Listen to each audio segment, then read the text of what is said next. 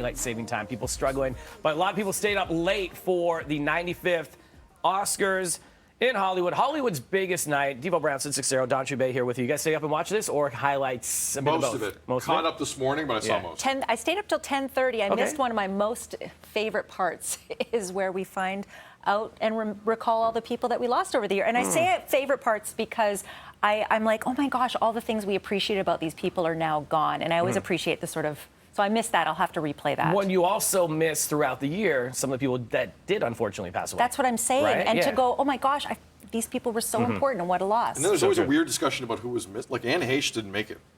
Like that was the talking point online. Yeah. There's a few people. Anyway, but it is. I'm with you. It's an interesting part of the show.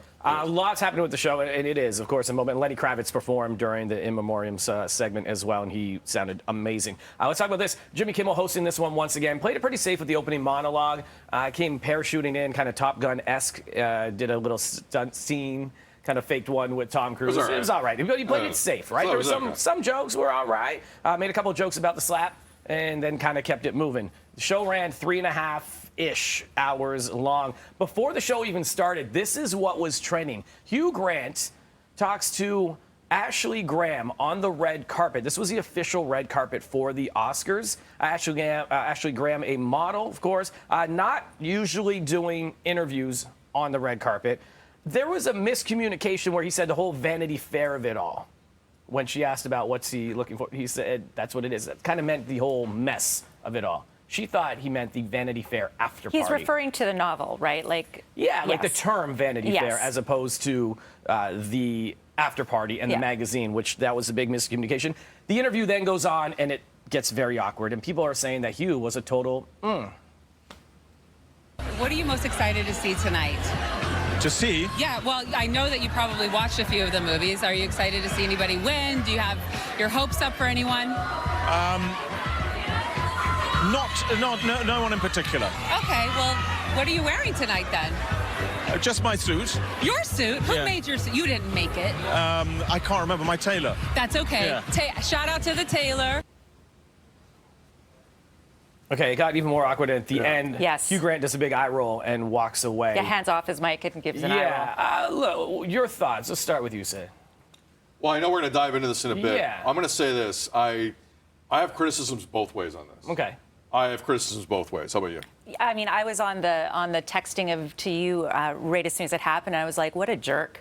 I just thought he was so rude, and I understand what you're saying, and I've read the threads, and I know we'll get into that coming up later, but I thought at the end of the day, you can always show someone grace.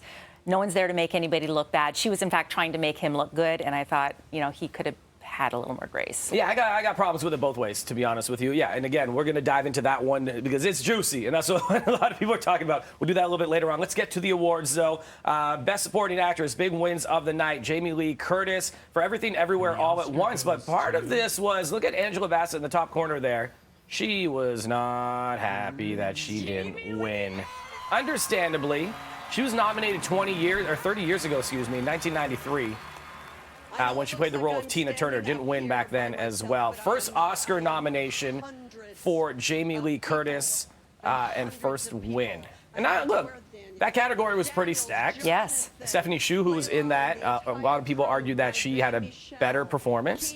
But Jamie Lee Curtis, legend. Yeah, I mean, I loved her speech where she acknowledged absolutely every person in her life and in the industry that helped her get that award. But she's also the biggest cheerleader for everyone else when she hasn't won other awards. And I thought, it's a little cold of Angela Bassett. Just a little cold. Yeah, she eventually got up and cheered for her as well. But in the moment, you're allowed to be disappointed. And I think, one of the arguments someone said to me online was, and this is how long the show was, I had time to respond to people, was no Marvel movie actor is ever going to win an award. I don't buy that. And I'm going to say this right now. If Everything Everywhere All at Once had a movie tag of Marvel or DC on it, would it still have gotten all the accolades? Because you can compare it to an action hero movie. 100%. It has a ton of action. 100%. It has superheroes in it. It has a lot of heart and family at the true middle of it. Kind of like Wakanda Forever. Just saying. But it won 7 of 11 awards. Let's keep it going because Best Supporting Actor was Ke Huy Quan, who just, you love this dude. And his speech winning this was tears. My journey started on a boat. I spent a year in a refugee camp. And somehow, I ended up here on Hollywood's biggest stage. Dreams are something you have to believe in. I almost gave up on mine. To all of you out there, please keep your dreams alive. Yeah, Dada got his Oscar. All the time in the world for him. I love him. Best actor, excuse me, going to Brendan Fraser. I'm trying to say a lot of words all at once, and I almost got myself canceled this morning. Maybe I am tired. Who knows? Okay, Best Actor award going to Brendan Fraser for The Whale. Here's part of his emotional speech. I started in this business 30 years ago, and things, they didn't come easily to me, but there was a facility that I didn't appreciate at the time until it stopped. And I just want to say thank you for this acknowledgement. I'm so grateful. I'm really happy for him. Austin Butler and the job he did. He was on this couch not that long ago with you. We got to acknowledge the Elvis role, because that was, in any other year, that's good enough to win Best Actor. Yeah.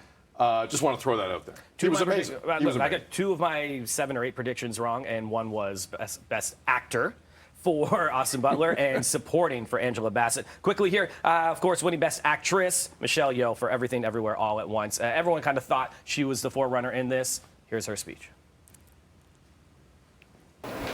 For all the little boys and girls who look like me watching tonight, this is a beacon of hope and possibilities.